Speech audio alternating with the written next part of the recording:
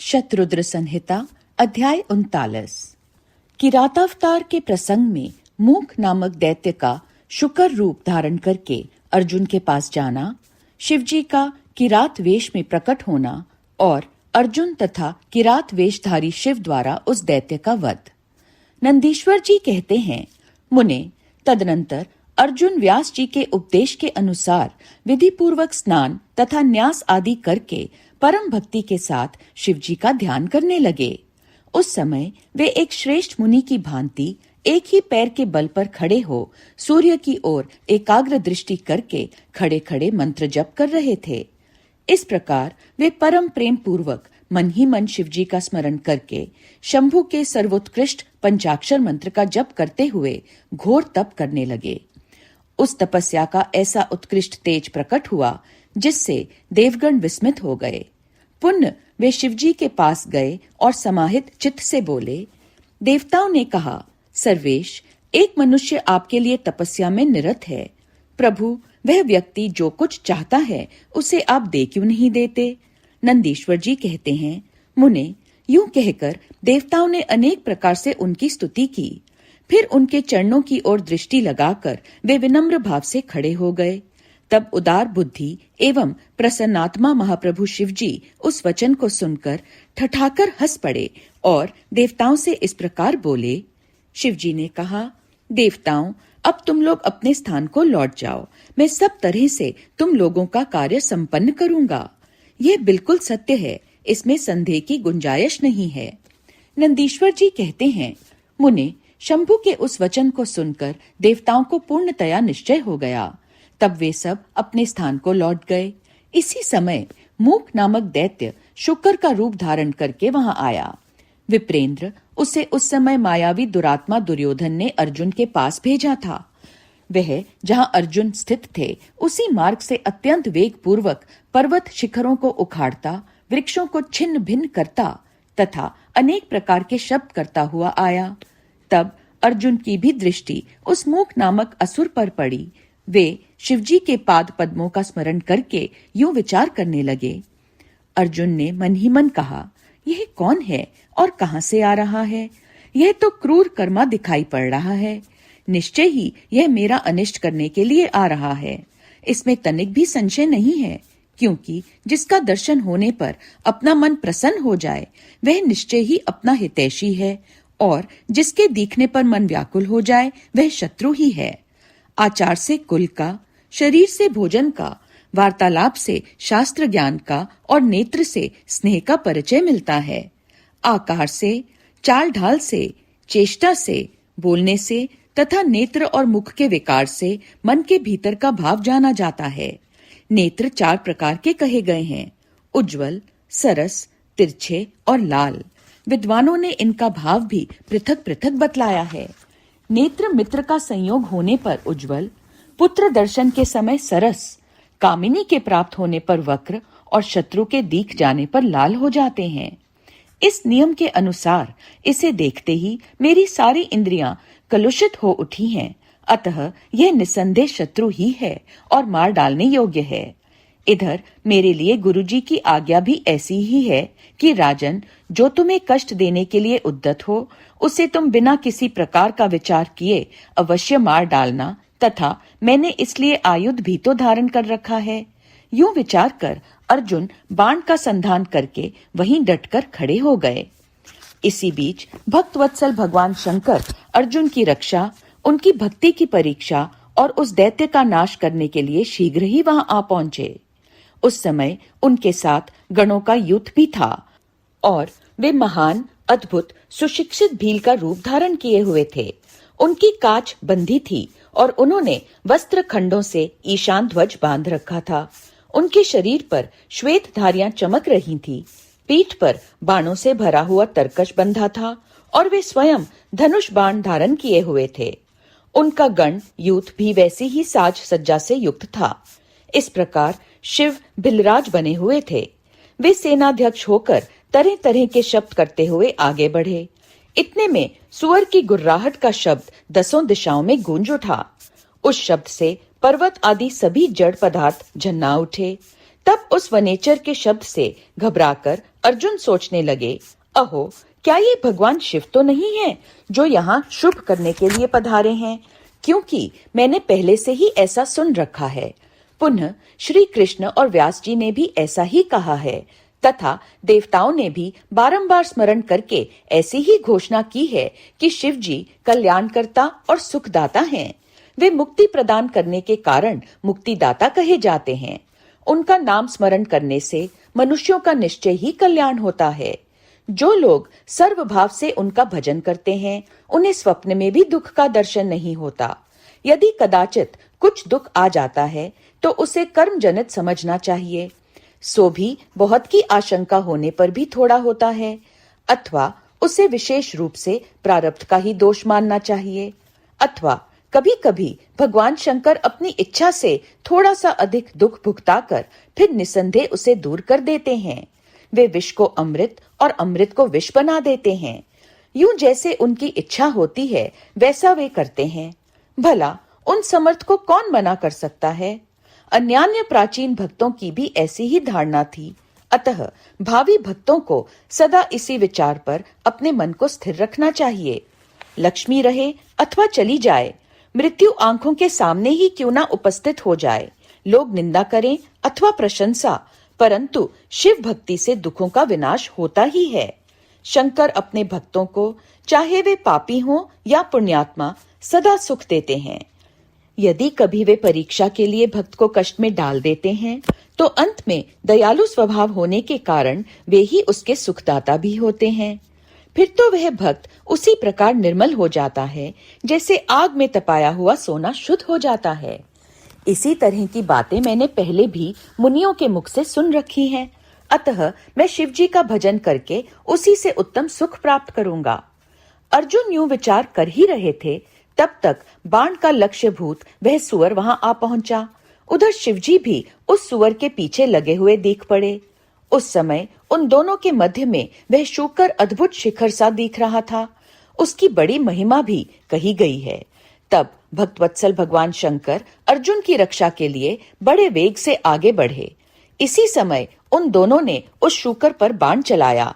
शिवजी के बाण का लक्ष्य उसका पुच्छ भाग था और अर्जुन ने उसके मुख को अपना निशाना बनाया था।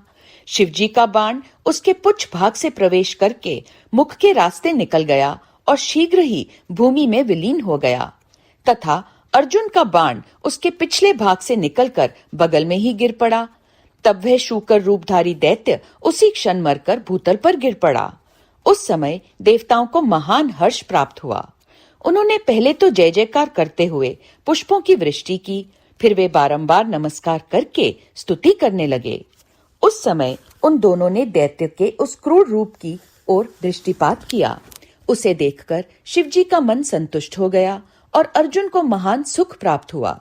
तत्पश्चात अर्जुन मन ही मन विशेष रूप से सुख का अनुभव करते हुए कहने लगे, अहो, यह श्रेष्ठ दैत्य परम अद्भुत रूप धारण करके मुझे मारने के लिए ही आया था, परंतु शिवजी ने ही मेरी रक्षा की है। निसंदेह उन परमेश्वर ने आज इसे मारने के लिए मेरी बुद्धि को प्रेरित किया है। ऐसा विचार कर अर्जुन ने शिव नाम संकीर्तन किया और फिर बारंबार उनके चरणों में प्रणाम करके उनकी स्तुति की। शतरुद्र संहिता अध्याय 40 और 41। अर्जुन और शिवदूत का वार्तालाप। किरात वेशधारी शिवजी के साथ अर्जुन का युद्ध। पहचानने पर अर्जुन द्वारा शिव स्तुति। शिवजी का अर्जुन को वरदान देकर अंतर्ध्यान होना। अर्जुन का आश्रम पर लौटकर भाइयों से मिलना। श्री कृष्ण का अर्जुन से मिलने के लिए वहां पधारना। नंदीश्वर जी कहते हैं, महाज्ञानी सनत कुमार जी, अब परमात्मा शिव की उस लीला को श्रवण करो जो भक्त वत्सलता से युक्त तथा उनकी दृढ़ता से भरी हुई है। तदनंतर शिवजी ने उस बाण को लाने के लिए तुरंत ही अपने अनुचर को भेजा। उधर अर्जुन भी उसी निमित्त वहां आए। इस प्रकार एक ही समय में रुद्रानुचर तथा अर्जुन दोनों बाण उठाने के लिए वहां पहुंचे। तब अर्जुन ने उसे डरा धमकाकर अपना बाण उठा लिया। यह देखकर उस अनुचर ने कहा, ऋषि सत्तम, आप क्यों इस बाण को ले रहे हैं? यह हमारा सहायक है, इसे छोड़ दीजिए। भिल्ल राज के उस अनुचर द्वारा यूं कहे जाने पर मुनि श्रेष्ठ अर्जुन ने शंकर जी का स्मरण किया और इस प्रकार कहा। अर्जुन बोले, वनेचर, तू बड़ा मूर्ख है। तू बिना समझे बूझे क्या बक रहा है? इस बाण को तो मैंने अभी अभी छोड़ा है, फिर ये तेरा कैसे?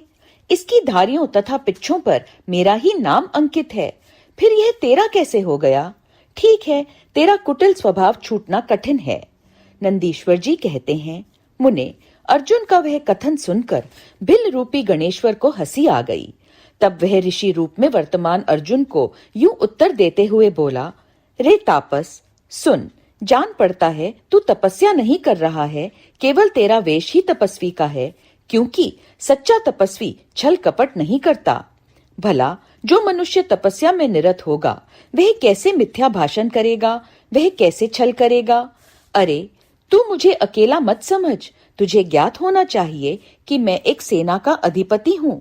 हमारे स्वामी बहुत से वंचारी भीलों के साथ वहां बैठे हैं। वे विग्रह तथा अनुग्रह करने में सर्वथा समर्थ हैं। यह बाण जिसे तूने अभी उठा लिया है, उन्हीं का है। यह बाण कभी तेरे पास टिक नहीं सकेगा। तापस, तू क्यों अपनी तपस्या का फल नष्ट करना चाहता है? मैंने तो ऐसा सुन रखा है कि चोरी करने से, छल पूर्वक किसी को कष्ट पहुंचाने से, विस्मय करने से तथा सत्य का त्याग करने से प्राणी का तप क्षीण हो जाता है। यह बिल्कुल सत्य है। ऐसी दशा में तुझे अब तप का फल कैसे प्राप्त होगा?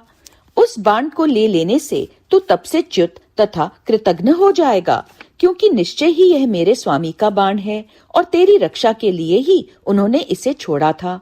इस बाण से तो उन्होंने शत्रु को मार ही डाला और फिर बाण को भी सुरक्षित रखा। तू तो महान कृतघ्न तथा तपस्या में अमंगल करने वाला है। जब तू सत्य नहीं बोल रहा है, तब फिर इस तप से सिद्धि की अभिलाषा कैसे करता है? अथवा यदि तुझे बाण से ही प्रयोजन है तो मेरे स्वामी से मांग ले, वे स्वयं इस प्रकार के बहुत से बाण तुझे दे सकते हैं। मेरे स्वामी आज यहाँ वर्तमान हैं। तू उनसे क्यों नहीं याचना करता? तू जो उपकार का परित्याग करके अपकार करना चाहता है तथा अभी अभी कर रहा है, यह तेरे लिए उचित नहीं है। तू चपलता छोड़ दे। इस पर कुपित होकर अर्जुन ने उससे कई बातें कहीं। दोनों में बड़ा विवाद हुआ। अंत में अर्जुन ने कहा, वनचारी भील, तू मेरी सार बात सुन ले। जिस समय तेरा स्वामी आएगा, उस समय मैं उसे उसका फल चखाऊंगा। तेरे साथ युद्ध करना तो मुझे शोभा नहीं देता, अतः मैं तेरे स्वामी के साथ ही लोहा लूंगा, क्योंकि सिंह और गीदड़ का युद्ध उपहासास्पद ही माना जाता है। भील, तूने मेरी बात तो सुन ही ली, अब तू मेरे महान बल को भी देखेगा। जा, अपने स्वामी के पास लौट जा, अथवा जैसी तेरी इच्छा हो वैसा कर। नंदीश्वर जी कहते हैं, मुने, अर्जुन के यूं कहने पर वह भील जहां शिव अवतार सेनापति किरात विराजमान थे, वहां गया और उन भिल राज से अर्जुन का सारा वचन विस्तार पूर्वक कह सुनाया। उसकी बात सुनकर उन किरातेश्वर को महान हर्ष हुआ। जब भील रूपधारी भगवान शंकर अपनी सेना के साथ वहां गए, उधर पांडुपुत्र अर्जुन ने भी तब किरात की उस सेना को देखा। तब वे भी धनुष बाण ले सामने आकर डट गए। तदनंतर किरात ने पुनः उस दूत को भेजा और उसके द्वारा भरतवंशी महात्मा अर्जुन से यूं कहलवाया। किरात ने कहा, तपस्विन, तनिक इस सेना की ओर तो दृष्टिपात करो। अरे, अब तुम बाण छोड़कर जल्दी भाग जाओ। क्यों तुम इस समय एक सामान्य काम के लिए प्राण गंवाना चाहते हो? तुम्हारे भाई दुख से पीड़ित हैं, स्त्री तो उनसे भी बढ़कर दुखी है। मेरा तो ऐसा विचार है कि ऐसा करने से पृथ्वी भी तुम्हारे हाथ से चली जाएगी। नंदीश्वर जी कहते हैं, मुने, जब अर्जुन की सब तरह से रक्षा करने के लिए किरात रूपधारी परमेश्वर शंभु ने उनकी भक्ति की दृढ़ता की परीक्षा के निमित्त ऐसी बात कही, तब वह शिवदूत उसी समय अर्जुन के पास पहुंचा और उसने वह सारा वृतांत उनसे विस्तार पूर्वक कह सुनाया। उसकी बात सुनकर अर्जुन ने उस समागत दूत से पुनः कहा, दूत, तुम जाकर अपने सेनापति से कहो कि तुम्हारे कथन अनुसार करने से सारी बातें विपरीत हो जाएंगी। यदि मैं तुम्हें अपना बाण दे देता हूँ तो निस्संदेह मैं अपने कुल को दूषित करने वाला सिद्ध होऊंगा। इसलिए भले ही मेरे भाई दुखार्थ हो जाएं तथा मेरी सारी विद्याएं निष्फल हो जाएं, परंतु तुम आओ तो सही।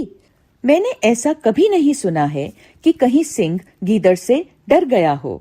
इसी प्रकार राजा क्षत्रिय कभी भी वनेचर से भयभीत नहीं हो सकता। नंदीश्वर जी कहते हैं, मुने, अर्जुन के यूं कहने पर वह दूत पुनः अपने स्वामी के पास लौट गया और उसने अर्जुन की कही हुई सारी बातें उनके सामने विशेष रूप से निवेदन कर दी। उन्हें सुनकर किरात वेशधारी सेना नायक महादेव जी अपनी सेना के साथ अर्जुन के सम्मुख आए। उन्हें आया हुआ देखकर अर्जुन ने शिवजी का ध्यान किया, फिर निकट जाकर उनके साथ अत्यंत भीषण संग्राम छेड़ दिया। इस प्रकार गणों सहित महादेव जी के साथ अर्जुन का घोर युद्ध हुआ। अंत में अर्जुन ने शिवजी के चरण कमल का ध्यान किया। उनका ध्यान करने से अर्जुन का बल बढ़ गया। तब वे शंकर जी के दोनों पैर पकड़कर उन्हें घुमाने लगे। उस समय भक्त वत्सल महादेव जी हंस रहे थे। मुने, भक्त पराधीन होने के कारण वे अर्जुन को अपनी दासता प्रदान करना चाहते थे, इसलिए उन्होंने ऐसी लीला रची थी, अन्यथा ऐसा होना सर्वथा असंभव था। तत्पश्चात शंकर जी ने भक्त परवशता के कारण मुस्कुराकर वहीं अपना सौम्य एवं अद्भुत रूप सहसा प्रकट कर दिया। पुरुषोत्तम शिवजी का जो स्वरूप वेदों, शास्त्रों तथा पुराणों में वर्णित है तथा व्यास जी ने अर्जुन को ध्यान करने के लिए जिस सर्व सिद्धिदाता रूप का उपदेश दिया था, शिवजी ने वही रूप दिखाया। तब ध्यान द्वारा प्राप्त होने वाले शिवजी के उस सुंदर रूप को देखकर अर्जुन को महान विस्मय हुआ। फिर वे लज्जित होकर स्वयं पश्चाताप करने लगे। अहो, जिनको मैंने प्रमुख रूप से वरण किया है, वे त्रिलोकी के अधीश्वर कल्याणकर्ता साक्षात स्वयं शिव तो ये ही हैं। हाय, इस समय मैंने ये क्या कर डाला। अहो, भगवान शिव की माया बड़ी बलवती है, वह बड़े बड़े मायावियों को भी मुंह में डाल देती है, फिर मेरी तो बिसात ही क्या है। उन्हीं प्रभु ने अपने रूप को छिपाकर ये कौन सी लीला रची है, मैं तो उनके द्वारा छला गया। इस प्रकार अपनी बुद्धि से भली भांति विचार करके अर्जुन ने प्रेम पूर्वक हाथ जोड़ एवं मस्तक झुकाकर भगवान शिव को प्रणाम किया। फिर खिन्न मन से यूं कहा। अर्जुन बोले, देवादिदेव महादेव, आप तो बड़े कृपालु तथा भक्तों के कल्याण करता हैं। सर्वेश, आपको मेरा अपराध क्षमा कर देना चाहिए। इस समय आपने अपने रूप को छिपाकर ये कौन सा खेल खेला है। आपने तो मुझे छल लिया। प्रभु, आप स्वामी के साथ युद्ध करने वाले मुझको धिक्कार है। नंदीश्वर जी कहते हैं, मुने, इस प्रकार पांडुपुत्र अर्जुन को महान पश्चाताप हुआ। तत्पश्चात वे शीघ्र ही महाप्रभु शंकर जी के चरणों में लौट गए। यह देखकर भक्तवत्सल महेश्वर का चित्त प्रसन्न हो गया। तब वे अर्जुन को अनेकों प्रकार से आश्वासन देकर यूं बोले। शंकर जी ने कहा, पार्थ, तुम तो मेरे परम भक्त हो, अतः खेद ना करो। यह तो मैंने आज तुम्हारी परीक्षा लेने के लिए ऐसी लीला रची थी, इसलिए तुम शोक त्याग दो। नंदीश्वर जी कहते हैं, मुने, यूं कहकर भगवान शिव ने अपने दोनों हाथों से पकड़कर अर्जुन को उठा लिया और अपने तथा गणों के समक्ष उनकी लाज का निवारण किया। फिर भक्तवत्सल भगवान शंकर वीरों में मान्य पांडुपुत्र अर्जुन को सब तरह से हर्ष प्रदान करते हुए प्रेम पूर्वक बोले। शिवजी ने कहा, पांडवों में श्रेष्ठ अर्जुन, मैं तुम पर परम प्रसन्न हूँ, अतः अब तुम वर मांगो। इस समय तुमने जो मुझ पर प्रहार एवं आघात किया है, उसे मैंने अपनी पूजा मान लिया है। साथ ही ये सब तो मैंने अपनी इच्छा से किया है। इसमें तुम्हारा अपराध ही क्या है। अतः तुम्हारी जो लालसा हो वह मांग लो, क्योंकि मेरे पास कोई भी ऐसी वस्तु नहीं है जो तुम्हारे लिए अदेय हो। यह जो कुछ हुआ है वह शत्रुओं में तुम्हारे यश और राज्य की स्थापना के लिए अच्छा ही हुआ है। तुम्हें इसका दुख नहीं मानना चाहिए। अब तुम अपनी सारी घबराहट छोड़ दो। नंदीश्वर जी कहते हैं, मुने, भगवान शंकर के यूं कहने पर अर्जुन भक्ति पूर्वक सावधानी से खड़े होकर शंकर जी से बोले। अर्जुन ने कहा, शंभु, आप तो बड़े उत्तम स्वामी हैं, आपको भक्त बहुत प्रिय हैं।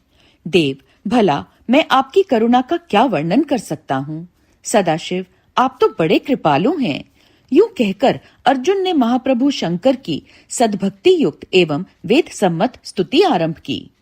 अर्जुन बोले, आप देवादिदेव को नमस्कार है। कैलाशवासिन, आपको प्रणाम है। सदाशिव, आपको अभिवादन है। पंचमुख परमेश्वर, आपको मैं सिर झुकाता हूँ। आप जटाधारी तथा 3 नेत्रों से विभूषित हैं, आपको बारंबार नमस्कार है। आप प्रसन्न रूप वाले तथा सहस्त्रों मुखों से युक्त हैं, आपको प्रणाम है। नीलकंठ, आपको मेरा नमस्कार प्राप्त हो। मैं सदोजात को अभिवादन करता हूँ। वामांक में गिरिजा को धारण करने वाले वृषध्वज, आपको प्रणाम है। 10 भुजाधारी, आप परमात्मा को पुण्य पुण्य अभिवादन है। आपके हाथों में डमरू और कपाल शोभा पाते हैं तथा आप मुंडों की माला धारण करते हैं, आपको नमस्कार है। आपका श्री विग्रह शुद्ध स्फटिक तथा निर्मल कर्पूर के समान गौर वर्ण का है। हाथ में पिनाक सुशोभित है तथा आप उत्तम त्रिशूल धारण किए हुए हैं, आपको प्रणाम है। गंगाधर, आप व्याघ्र चर्म का उत्तरीय तथा गज चर्म का वस्त्र लपेटने वाले हैं। आपके अंगों में नाग लिपटे रहते हैं, आपको बारंबार अभिवादन है। सुंदर लाल लाल चरणों वाले, आपको नमस्कार है। नंदी आदि गणों द्वारा सेवित आप गणनायक को प्रणाम है। जो गणेश स्वरूप हैं, कार्तिकेय जिनके अनुगामी हैं, जो भक्तों को भक्ति और मुक्ति प्रदान करने वाले हैं, उन आपको पुण्य पुण्य नमस्कार है। आप निर्गुण, सगुण, रूप रहित, रूपवान, कलायुक्त तथा निष्कल हैं, आपको मैं बारंबार सिर झुकाता हूँ। जिन्होंने मुझ पर अनुग्रह करने के लिए किरात वेश धारण किया है, जो वीरों के साथ युद्ध करने के प्रेमी तथा नाना प्रकार की लीलाएं करने वाले हैं, उन महेश्वर को प्रणाम है। जगत में जो कुछ भी रूप दृष्टि गोचर हो रहा है, वह सब आपका ही तेज कहा जाता है। आप चिद्रूप हैं और अन्वय भेद से त्रिलोकी में रमण कर रहे हैं। जैसे धूलि कणों की, आकाश में उदय हुई तारकाओं की तथा बरसते हुए जल की बूंदों की गणना नहीं की जा सकती, उसी प्रकार आपके गुणों की भी संख्या नहीं है। नाथ, आपके गुणों की गणना करने में तो वेद भी समर्थ नहीं है। मैं तो एक मंद बुद्धि व्यक्ति हूँ, फिर मैं उनका वर्णन कैसे कर सकता हूँ। महेशान, आप जो कोई भी हो, आपको मेरा नमस्कार है। महेश्वर, आप मेरे स्वामी हैं और मैं आपका दास हूँ, अतः आपको मुझ पर कृपा करनी ही चाहिए। नंदीश्वर जी कहते हैं, मुने, अर्जुन द्वारा किए गए इस स्तवन को सुनकर भगवान शंकर का मन परम प्रसन्न हो गया। तब वे हंसते हुए पुनः अर्जुन से बोले। शंकर जी ने कहा, वत्स, अब अधिक कहने से क्या लाभ। तुम मेरी बात सुनो और अपना अभीष्ट वर मांग लो। इस समय तुम जो कुछ कहोगे वह सब मैं तुम्हें प्रदान करूंगा। नंदीश्वर जी कहते हैं, महर्षि, शंकर जी के यूं कहने पर अर्जुन ने हाथ जोड़कर नतमस्तक हो सदाशिव को प्रणाम किया और फिर प्रेम पूर्वक गदगद वाणी में कहना आरंभ किया। अर्जुन ने कहा, विभो, आप तो स्वयं ही अंतर्यामी रूप से सबके अंदर विराजमान हैं, अतः घट घट की जानने वाले हैं। ऐसी दशा में मैं क्या कहूँ, तथापि मैं जो कुछ कहता हूँ उसे आप सुनिए। भगवन, मुझ पर शत्रुओं द्वारा जो संकट प्राप्त हुआ था, वह तो आपके दर्शन से ही विनष्ट हो गया। अब जिस प्रकार मुझे इस लोक की परासिद्धि प्राप्त हो सके, वैसी कृपा कीजिए। नंदीश्वर जी कहते हैं, मुने, इतना कहकर अर्जुन ने भक्त वत्सल भगवान शंकर को नमस्कार किया और फिर वे हाथ जोड़कर मस्तक झुकाए हुए उनके निकट खड़े हो गए। जब स्वामी शिवजी को यह ज्ञात हो गया कि यह पांडुपुत्र अर्जुन मेरा अनन्य भक्त है, तब वे भी परम प्रसन्न हुए। फिर उन महेश्वर ने अपने पाशुपत नामक अस्त्र को, जो सर्वथा समस्त प्राणियों के लिए दुर्जय है, अर्जुन को दे दिया और इस प्रकार कहा। शिवजी बोले, वत्स, मैंने तुम्हें अपना महान अस्त्र दे दिया। इसे धारण करने से अब तुम समस्त शत्रुओं के लिए अजेय हो जाओगे। जाओ, विजय लाभ करो। साथ ही मैं श्री कृष्ण से भी कहूंगा, वे तुम्हारी सहायता करेंगे, क्योंकि श्री कृष्ण मेरे आत्मस्वरूप, भक्त और मेरा कार्य करने वाले हैं। भारत, मेरे प्रभाव से तुम निष्कंटक राज्य भोगो और अपने भाई युधिष्ठिर से सर्वदा नाना प्रकार के धर्म कार्य कराते रहो। नंदीश्वर कहते हैं, मुने, यूं कहकर शंकर जी ने अर्जुन के मस्तक पर अपना कर कमल रख दिया और अर्जुन द्वारा पूजित हो वे शीघ्र ही अंतर्ध्यान हो गए। इस प्रकार भगवान शंकर से वरदान और अस्त्र पाकर अर्जुन का मन प्रसन्न हो गया। तब वे अपने मुख्य गुरु शिव का भक्ति पूर्वक स्मरण करते हुए अपने आश्रम को लौट गए। वहां अर्जुन से मिलकर सभी भाइयों को ऐसा आनंद प्राप्त हुआ मानो मृतक शरीर में प्राण का संचार हो गया हो। उत्तम व्रत का पालन करने वाली द्रौपदी को अत्यंत सुख मिला। जब उन पांडवों को यह ज्ञात हुआ कि शिवजी परम संतुष्ट हो गए हैं, तब उनके हर्ष का पार नहीं रहा। उन्हें उस संपूर्ण वृतांत के सुनने से तृप्ति ही नहीं होती थी। उस समय उस आश्रम में महामनस्वी पांडवों का भला करने के लिए चंदन युक्त पुष्पों की वृष्टि होने लगी। तब उन्होंने हर्षपूर्वक संपत्ति दाता तथा कल्याणकर्ता शिव को नमस्कार किया और 13 वर्ष की अवधि को समाप्त हुई जानकर यह निश्चय किया कि अवश्य ही हमारी विजय होगी।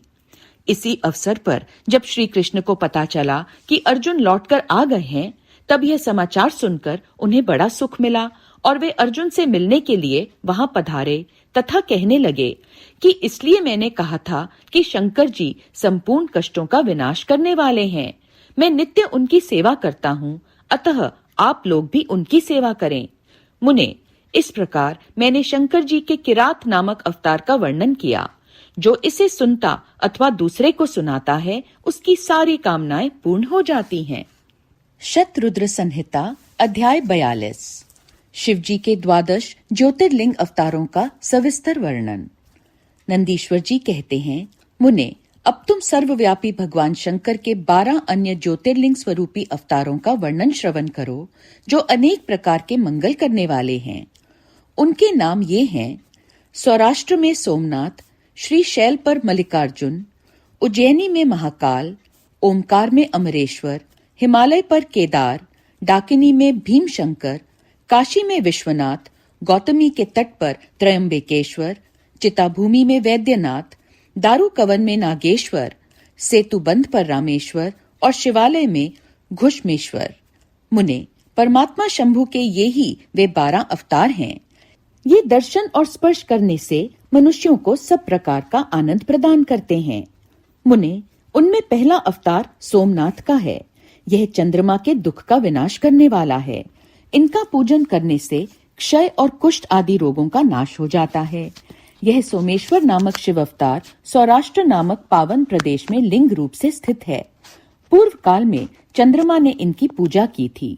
वहीं संपूर्ण पापों का विनाश करने वाला एक चंद्र कुंड है, जिसमें स्नान करने से बुद्धिमान मनुष्य संपूर्ण रोगों से मुक्त हो जाता है। परमात्मा शिव के सोमेश्वर नामक महालिंग का दर्शन करने से मनुष्य पाप से छूट जाता है और उसे भोग और मोक्ष सुलभ हो जाते हैं। तात, शंकर जी का मल्लिकार्जुन नामक दूसरा अवतार श्री शैल पर हुआ। वह भक्तों को अभीष्ट फल प्रदान करने वाला है। मुने, भगवान शिव परम प्रसन्नता पूर्वक अपने निवासभूत कैलाश गिरी से लिंग रूप में श्री शैल पर पधारे हैं। पुत्र प्राप्ति के लिए इनकी स्तुति की जाती है। मुने, यह जो दूसरा ज्योतिर्लिंग है, वह दर्शन और पूजन करने से महासुख कारक होता है और अंत में मुक्ति भी प्रदान कर देता है। इसमें तनिक भी संशय नहीं है। तात, शंकर जी का महाकाल नामक तीसरा अवतार उज्जैनी नगर में हुआ। वह अपने भक्तों की रक्षा करने वाला है। एक बार रत्नमाल निवासी दूषण नामक असुर, जो वैदिक धर्म का विनाशक, विप्रद्रोही तथा सब कुछ नष्ट करने वाला था, उज्जैनी में जा पहुंचा। तब वेद नामक ब्राह्मण के पुत्र ने शिवजी का ध्यान किया। फिर तो शंकर जी ने तुरंत ही प्रकट होकर हुंकार द्वारा उस असुर को भस्म कर दिया। तत्पश्चात अपने भक्तों का सर्वथा पालन करने वाले शिव देवताओं के प्रार्थना करने पर महाकाल नामक ज्योतिर्लिंग स्वरूप से वहीं प्रतिष्ठित हो गए। इन महाकाल नामक लिंग का प्रयत्न पूर्वक दर्शन और पूजन करने से मनुष्य की सारी कामनाएं पूर्ण हो जाती हैं और अंत में उसे परम गति प्राप्त होती है। परम आत्मबल से संपन्न परमेश्वर शंभु ने भक्तों को अभीष्ट फल प्रदान करने वाला ओमकार नामक चौथा अवतार धारण किया। मुने, विंध्यगिरि ने भक्ति पूर्वक विधि विधान से शिवजी का पार्थिव लिंग स्थापित किया। उसी लिंग से विंध्य का मनोरथ पूर्ण करने वाले महादेव प्रकट हुए। तब देवताओं के प्रार्थना करने पर भुक्ति मुक्ति के प्रदाता भक्त वत्सल लिंग रूपी शंकर वहां 2 रूपों में विभक्त हो गए। मुनीश्वर उनमें एक भाग ओमकार में ओमकारेश्वर नामक उत्तम लिंग के रूप में प्रतिष्ठित हुआ और दूसरा पार्थिव लिंग परमेश्वर नाम से प्रसिद्ध हुआ। मुने, इन दोनों में जिस किसी का भी दर्शन पूजन किया जाए उसे भक्तों की अभिलाषा पूर्ण करने वाला समझना चाहिए। महामुने, इस प्रकार मैंने तुम्हें इन दोनों महादिव्य ज्योतिर्लिंगों का वर्णन सुना दिया। परमात्मा शिव के 5वें अवतार का नाम है केदारेश। वह केदार में ज्योतिर्लिंग रूप में स्थित है। मुने, वहां श्री हरि के जो नर नारायण नामक अवतार हैं, उनके प्रार्थना करने पर शिव जी हिमगिरी के केदार शिखर पर स्थित हो गए। वे दोनों उस केदारेश्वर लिंग की नित्य पूजा करते हैं। वहां शंभु दर्शन और पूजन करने वाले भक्तों को अभीष्ट प्रदान करते हैं। तात सर्वेश्वर होते हुए भी शिव इस खंड के विशेष रूप से स्वामी हैं। शिव जी का यह अवतार संपूर्ण अभीष्टों को प्रदान करने वाला है। महाप्रभु शंभु के 6ठे अवतार का नाम भीमशंकर है। इस अवतार में उन्होंने बड़ी बड़ी लीलाएं की हैं और भीमासुर का विनाश किया है। कामरूप देश के अधिपति राजा सुदक्षिण शिवजी के भक्त थे। भीमासुर उन्हें पीड़ित कर रहा था। तब शंकर जी ने अपने भक्त को दुख देने वाले उस अद्भुत असुर का वध करके उनकी रक्षा की। फिर राजा सुदक्षिण के प्रार्थना करने पर स्वयं शंकर जी डाकिनी में भीमशंकर नामक ज्योतिर्लिंग स्वरूप से स्थित हो गए। मुने, जो समस्त ब्रह्मांड स्वरूप तथा भोग मोक्ष का प्रदाता है, वह विश्वेश्वर नामक 7वां अवतार काशी में हुआ। मुक्तिदाता सिद्ध स्वरूप स्वयं भगवान शंकर अपनी पूरी काशी में ज्योतिर्लिंग रूप में स्थित हैं। विष्णु आदि सभी देवता, कैलाशपति शिव और भैरव नित्य उनकी पूजा करते हैं। जो काशी विश्वनाथ के भक्त हैं और नित्य उनके नामों का जप करते रहते हैं, वे कर्मों से निर्लिप्त होकर कैवल्य पद के भागी होते हैं। चंद्रशेखर शिव का जो त्रयंबक नामक 8वां अवतार है, वह गौतम ऋषि के प्रार्थना करने पर गौतमी नदी के तट पर प्रकट हुआ था। गौतम की प्रार्थना से उस मुनि को प्रसन्न करने के लिए शंकर जी प्रेम पूर्वक ज्योतिर्लिंग स्वरूप से वहां अचल होकर स्थित हो गए। अहो, उन महेश्वर का दर्शन और स्पर्श करने से सारी कामनाएं सिद्ध हो जाती हैं। तत्पश्चात मुक्ति भी मिल जाती है। शिवजी के अनुग्रह से शंकर प्रिया परम पावनी गंगा गौतम के स्नेहवश वहां गौतमी नाम से प्रवाहित हुई। उनमें 9वां अवतार वैद्यनाथ नाम से प्रसिद्ध है। इस अवतार में बहुत सी विचित्र लीलाएं करने वाले भगवान शंकर रावण के लिए आविर्भूत हुए थे। उस समय रावण द्वारा अपने लाए जाने को ही कारण मानकर महेश्वर ज्योतिर्लिंग स्वरूप से चिता भूमि में प्रतिष्ठित हो गए। उस समय से वे त्रिलोकी में वैद्यनाथेश्वर नाम से विख्यात हुए। वे भक्ति पूर्वक दर्शन और पूजन करने वाले को भोग मोक्ष के प्रदाता हैं। मुने, जो लोग इन वैद्यनाथेश्वर शिव के महात्म्य को पढ़ते अथवा सुनते हैं, उन्हें यह भक्ति मुक्ति का भागी बना देता है। 10वां नागेश्वर अवतार कहलाता है। यह अपने भक्तों की रक्षा के लिए प्रादुर्भूत हुआ था। यह सदा दुष्टों को दंड देता रहता है। इस अवतार में शिवजी ने दारूक नामक राक्षस को, जो धर्मघाती था, मारकर वैश्यों के स्वामी अपने सुप्रिय नामक भक्त की रक्षा की थी। तत्पश्चात बहुत सी लीलाएं करने वाले वे परात्पर प्रभु शंभु लोगों का उपकार करने के लिए अंबिका सहित ज्योतिर्लिंग स्वरूप से स्थित हो गए। मुने, नागेश्वर नामक उस शिवलिंग का दर्शन तथा अर्चन करने से राशि के राशि महान पातक तुरंत विनष्ट हो जाते हैं। मुने, शिवजी का 11वां अवतार रामेश्वर अवतार कहलाता है। वह श्री रामचंद्र जी का प्रिय करने वाला है। उसे श्री राम ने ही स्थापित किया था। जिन भक्त वत्सल शंकर ने परम प्रसन्न होकर श्री राम को प्रेम पूर्वक विजय का वरदान दिया, वे ही लिंग रूप में आविर्भूत हुए। मुने, तब श्री राम के अत्यंत प्रार्थना करने पर वे सेतु बंध पर ज्योतिर्लिंग रूप से स्थित हो गए। उस समय श्री राम ने उनकी भलीभांति सेवा पूजा की। रामेश्वर की अद्भुत महिमा की भूतल पर किसी से तुलना नहीं की जा सकती।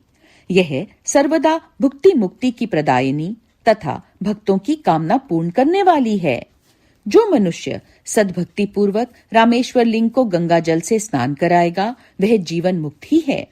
वह इस लोक में जो देवताओं के लिए भी दुर्लभ है, ऐसे संपूर्ण भोगों को भोगने के पश्चात परम ज्ञान को प्राप्त होगा। फिर उसे कैवल्य मोक्ष मिल जाएगा। घुश्मेश्वर अवतार शंकर जी का 12वां अवतार है। वह नाना प्रकार की लीलाओं का कर्ता, भक्त वत्सल तथा घुष्मा को आनंद देने वाला है। मुने, घुष्मा का प्रिय करने के लिए भगवान शंकर दक्षिण दिशा में स्थित देवशैल के निकटवर्ती एक सरोवर में प्रकट हुए। मुने, घुष्मा के पुत्र को सुदेहा ने मार डाला था। उसे जीवित करने के लिए घुष्मा ने शिवजी की आराधना की। तब उनकी भक्ति से संतुष्ट होकर भक्त वत्सल शंभु ने उनके पुत्र को बचा लिया। तदनंतर कामनाओं के पूरक शंभु घुष्मा की प्रार्थना से उस तड़ाग में ज्योतिर्लिंग रूप से स्थित हो गए। उस समय उनका नाम घुश्मेश्वर हुआ। जो मनुष्य उस शिवलिंग का भक्ति पूर्वक दर्शन तथा पूजन करता है, वह इस लोक में संपूर्ण सुखों को भोग कर अंत में मुक्ति लाभ करता है। सनत कुमार जी, इस प्रकार मैंने तुमसे इस 12 दिव्य ज्योतिर्लिंगों का वर्णन किया। ये सभी भोग और मोक्ष के प्रदाता हैं। जो मनुष्य ज्योतिर्लिंगों की इस कथा को पढ़ता अथवा सुनता है, वह संपूर्ण पापों से मुक्त हो जाता है तथा भोग मोक्ष को प्राप्त करता है। इस प्रकार मैंने इस शत रुद्र नाम की संहिता का वर्णन कर दिया। यह शिव के 100 अवतारों की उत्तम कीर्ति से संपन्न तथा संपूर्ण अभीष्ट फलों को देने वाली है। जो मनुष्य इसे नित्य समाहित चित्त से पढ़ता अथवा सुनता है, उसकी सारी लालसाएं पूर्ण हो जाती हैं और अंत में उसे निश्चय ही मुक्ति मिल जाती है। शतरुद्र संहिता समाप्त। ओम नमः शिवाय, ओम नमः शिवाय, ओम नमः शिवाय।